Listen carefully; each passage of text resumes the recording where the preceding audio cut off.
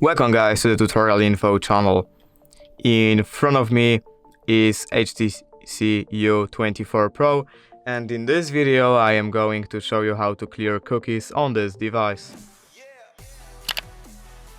Alright, so to do this, firstly we have to open Google Chrome app, and then we have to click on our right top corner where we have to head to history.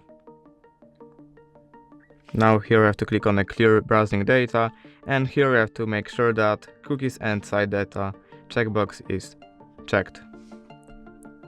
And that's it. If you did enjoy this video, leave a like and subscribe. Thank you guys for watching. Bye!